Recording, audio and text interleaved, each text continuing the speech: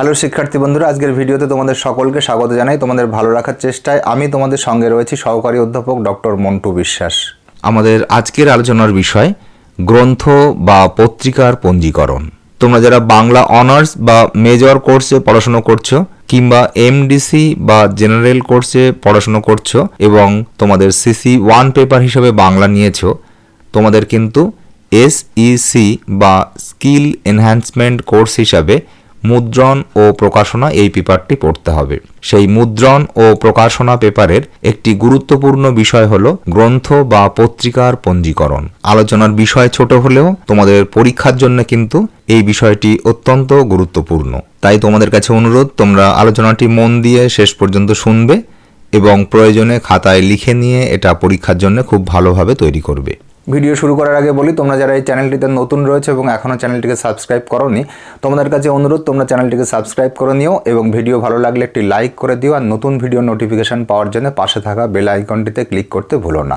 চলো দেরি না করে আজকের আলোচনা শুরু করা যাক। গ্রন্থ বা পত্রিকার পঞ্জীকরণ। পঞ্জীকরণ হলো গ্রন্থে বা গবেষণাপত্রে যে সকল উৎস থেকে তথ্য গ্রহণ করা হয়েছে সেই উৎসমূলক গ্রন্থ, পত্রিকা ইত্যাদির তালিকা। গ্রন্থ বা গবেষণাপত্রের শেষে এই পঞ্জীকরণ বা বিবলিওগ্রাফি থাকে। গ্রন্থ এবং পত্রিকার ক্ষেত্রে এই পঞ্জীকরণ সাজানোর নিয়ম হল, গ্রন্থের ক্ষেত্রে প্রথমে গ্রন্থাকার বা লেখকের নাম, এরপর একটি কোলন দিয়ে গ্রন্থের নাম, প্রকাশনার নাম, প্রকাশনার স্থান এবং প্রকাশকাল লিখতে হয়। দ্বিতীয় হলো পত্রিকার ক্ষেত্রে প্রথমে সম্পাদকের নাম, তারপর কোলন দিয়ে পত্রিকার নাম, পত্রিকার সংখ্যা এবং প্রকাশের সাল তারিখ।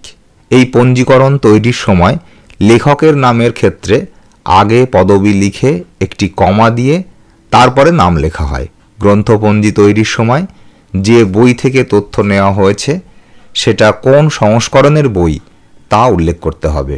এছাড়া 100 বছরের পুরনো বই হলে এবং নতুনভাবে সেই বই মুদ্রিত হয়ে থাকলে নতুন সংস্করণ ব্যবহারের ক্ষেত্রে প্রথম প্রকাশের তথ্য দিতে হবে। আরেকটি বিষয় হলো, যখন প্রতি অধ্যায়ের শেষে তথ্যসূত্র হিসাবে গ্রন্থের বা পত্রিকার উৎস তালিকা দেওয়া হয়, তখন শেষে পৃষ্ঠা নম্বর উল্লেখ করতে হয়। পঞ্জীকরণ বা গ্রন্থ তালিকা থেকে বোঝা যায় যে বই বা গবেষণাটি কী ধরনের তথ্যের ভিত্তিতে লেখা। এছাড়া সেই বিষয় নিয়ে কী ধরনের গবেষণা আগে হয়েছে বা কি বই আগে লেখা হয়েছে সে সম্পর্কেও ধারণা পাওয়া যায়। সব মিলিয়ে তাই বলা যায় পঞ্জীকরণ গ্রন্থ রচনা বা গবেষণা কাজের ক্ষেত্রে অত্যন্ত তাৎপর্যপূর্ণ একটি বিষয়। আমরা আমাদের আলোচনাকে এখানেই শেষ করছি। এতক্ষণ সঙ্গে থাকার জন্য অনেক অনেক ধন্যবাদ। তোমাদের সকলেরই মঙ্গল হোক, তোমরা জীবনে সফল হও এই শুভকামনা জানিয়ে আজকের ভিডিও শেষ করছি। দেখা হবে পরের ভিডিওতে।